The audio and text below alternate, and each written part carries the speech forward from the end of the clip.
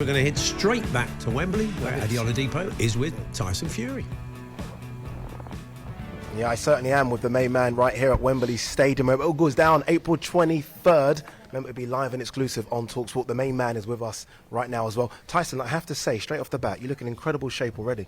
Thank you very much. I have been working on my shape, staying fit outside of training camps and always staying active and always staying fit. So I'm ready to rock and roll this weekend if need be. Let's get to the elephant in the room. No Whyte. Look, you know how difficult it is to push fights. You've done your own when you fought Deontay Wilder, turning up to press conference in between training camps. How annoying is it that you break your training camp to be here and he's not here?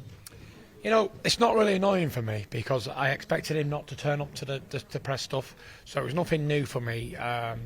I know I have to do my job that I'm contracted to, or else I'm going to get in trouble with breaching contracts and all that sort of stuff, and it's not somewhere I want to go with my career and life, so I do what I say I'm going to do, turn up, play the game, do all the media stuff. I said to the girls here and the guys, I said, make sure you do as much media as you can today, because while I'm in camp now, this is it. So I'm here all day, so just get as many as you can in.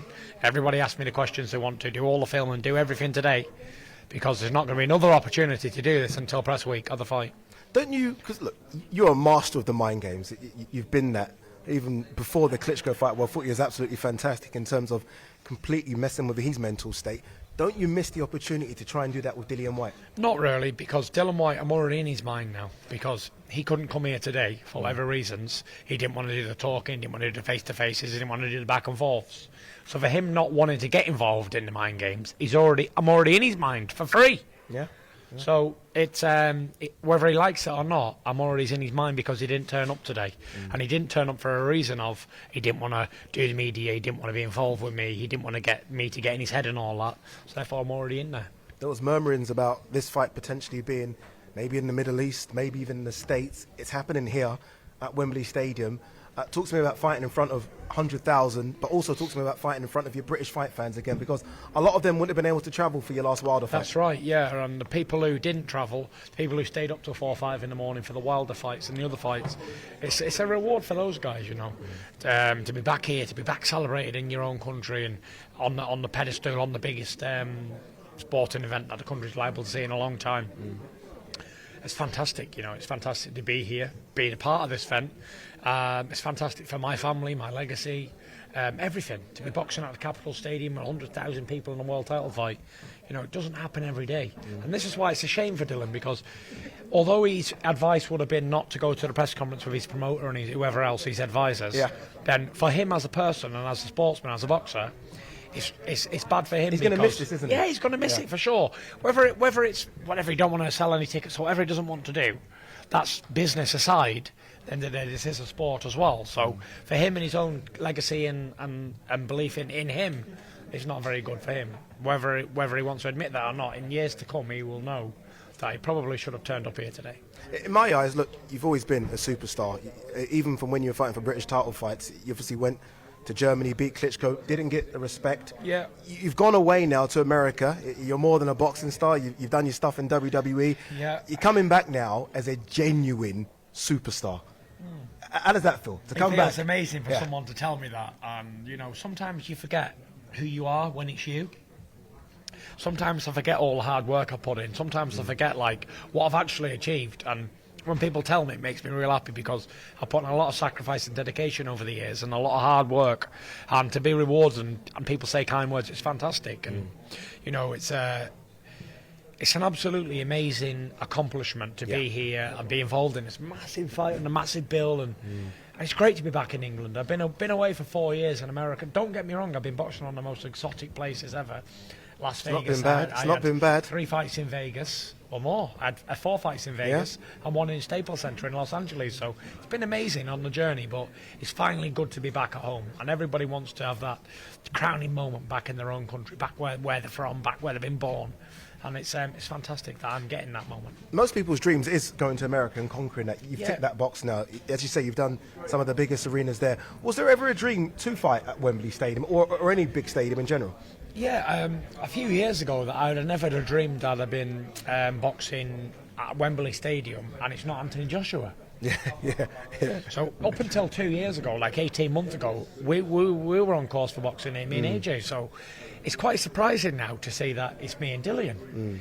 It's refreshing, and I'm excited, really excited. But it's amazing what time can do. A short period of time that this wasn't even on the cards, and now it's happening, and now it's a realistic thing that's happening, and not a dream anymore. So the tides have turned, and somebody else gets to have their moment in the sun as well, Dillian, because he's of all the things that we do in boxing and all the hate him and this, that and the other and whatever You understand his frustration, don't you? Yeah. Okay. As a boxer, and as a boxer to boxer, and as a man, and as a father, and as a partner, I can understand he needs his shot and world title, and he deserves it. He's been mandatory for however how long. He's fought all good opponents to get there, and he deserves his shot, and he's getting it. And I said it in the press conference earlier, he's getting this amazing payday, like 8 times more than I got when I fought Vladimir. So it's not like he's getting peanuts, 100 grand for the fight. He's getting millions of dollars for the fight, so he deserves it, and fair play to him. I'm very, very happy for him. Final question. You mentioned AJ there. I have to mention him only because you did. Yeah, that's fine. Is there still hope, excitement that maybe could happen? Some people are looking at this as almost 2 semi-finals. You versus Whyte, him to face Usyk when obviously Usyk comes through the situation. I really would have loved to fight with Anthony Joshua, and I really hope that he can beat Alexander Usyk. I really do. People will say, "Oh no, you don't really mean that," but I really do mean it, because that would be an amazing showdown back at Wembley or wherever it might be. Between two British wherever that champions. happens on planet Earth, I'm going to be there. Fantastic. Wherever it happens. Well, he's got to win this fight, because if he loses again, then that fight's gone. Difficult sell, isn't it? It's a difficult thing to try and put back on, but hopefully he wins it. And I don't like to talk about what's going on in the world and all that with other people's problems, but it's not looking good that for his rematch, in my opinion. Obviously, no one could have anticipated what's going on at the moment. And even in a month ago, this wasn't even a thing. So a lot can change, and things do change. So I'm optimistic, but I'm very, very looking forward to fighting Dillian. And I'm looking forward to an even better fight than I hope it will be. I think it's going to be an absolutely great fight. Look, Tyson, they're calling you. Everyone wants a piece of Tyson Fury, Everyone understandably wants a piece so. of the action. Look how good he's looking, by the way. Look at that jawline. Look at that. Once you see that, you know he's in great shape. He's in great shape. Tyson, really appreciate you coming on. Thank you very much. Remember the fight. Cheers, Tyson. Remember, this fight is live and exclusive on talkSPORT. You heard it there, the main man, Tyson Fury. In confident spirits, isn't he? Still, though, harbouring ambitions of that Anthony Joshua fight as well. We all want to see that fight, don't we? But he's got business to take care of here, April 23rd at Wembley. And I'm telling you now, 100,000 people will be there.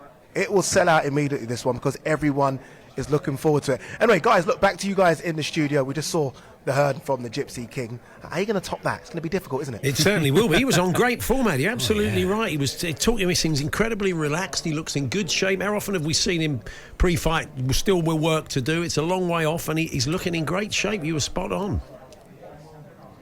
Yeah, look, he's just very, very confident. Like, he's doing the media rounds here, and everyone's getting the same Tyson Fury. Look, I've been to Tyson Fury press conferences before, and look, a lot of these fighters don't want to do this. They understand they've got to tick this box to sell the fight, but he looks in great spirits as well. And one thing he mentioned there about Dillian Whyte, and I actually agree with him, I think Dillian Whyte's going to regret not being here and doing this. I understand Dillian Whyte's doing his training right now, and that's what he should focus on, but this is part of it all. All of this is part of it. The world's media is here. A lot of, obviously, we're here. Social media people are here as well. And he's going to regret not doing this media round because it's part of it. It isn't just about what happens on fight night. So look, Tyson Fury's here, the main man, the lineal heavyweight champion. And like I said it to him there, you heard me. He looks in great nick. Trust me. And that's a danger for Dillian Whyte, that you've got a focused Tyson Fury already, 8 weeks out, already in shape. Brilliant, Addy. Good to talk to you. Addy. Thanks very much for that. Yes, cheers, guys. Addy Oladipo there at Wembley with Tyson Fury. So that fight is live on talkSPORT on April the 23rd at Wembley Stadium. We're going to have over 50 hours of coverage in the build-up, including daily shows, Fight Night every Saturday night at 10 p.m, and the Fight Night podcast and YouTube shows on the talkSPORT YouTube channel. Should be an absolute corker.